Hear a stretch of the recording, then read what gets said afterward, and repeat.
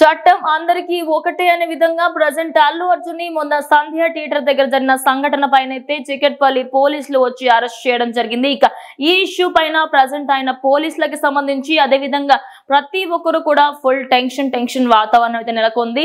అదే కాకుండా ఆయన పైన మొత్తం 3 సెక్షన్ల కింద అయితే కేసు నమోదు చేయడం జరిగింది. బిఎన్ఎస్ 1181 అదే విధంగా బిఎన్ఎస్ 105 మరియు రెడ్ విత్ 3/5 ఈ కేసులు అయితే ఆయన పైన నమోదు అవ్వడం జరిగింది.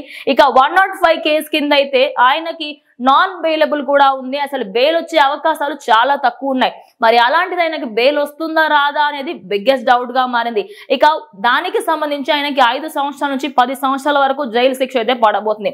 118 కింద మనం చూసుకుంటే అందులో మాత్రం సంవత్సరం నుంచి 10 సంవత్సరాల వరకు కేసు నమోదయ్యే అవకాశాలు కూడా కనిపిస్తున్నాయి. మొత్తం ఇప్పుడు అందరూ కూడా దీని గురించే మాట్లాడుకుంటున్నారు. ఇక ఆ మహిళకు సంబంధించి కూడా అందరూ మాట్లాడుకుంటున్న క్రమంలో వాళ్ళ లాయర్స్ ఎవరైతే ఉన్నారో వాళ్ళు మాత్రం బెయిల్ కి అప్లై చేసేందుకు మాత్రం హుటాహుటిన బయలుదేరినట్టుగా కూడా కనిపిస్తోంది.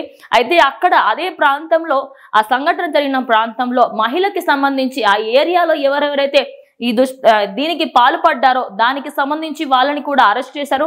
అదే క్రమంలో అల్లు అర్జున్ కూడా అరెస్ట్ చేసినట్టుగా అయితే వార్తలు వినిపిస్తున్నాయి. ఇక్కడ మనం చూసుకోవచ్చు ఆ పిక్చర్స్ అవన్నీ కూడా ఇప్పుడు ఫుల్ వైరల్ గా మారాయని చెప్పుకోవచ్చు. ఇక ఇందులో మెయిన్ పాయింట్ ఏంటి అంటే ఈ రోజు శుక్రవారం, రేపు అదే విధంగా ఆదివారం 2 రోజులు కోర్టుకి సెలవు. మరి వాళ్ళు అప్లై చేసిన బెయిల్ ఖచ్చితంగా 3 లోపే దాని గురించి డీటెయిల్స్ ఏంటి, మరి ఆయనకి బెయిల్ అప్రూవ్ అయిందా లేదా అనేది ఇంతలోపే తెలియాలి. లేకపోతే ఖచ్చితంగా ఆయన సోమవారం వరకు జైల్లోనే ఉండాల్సిన పరిస్థితి.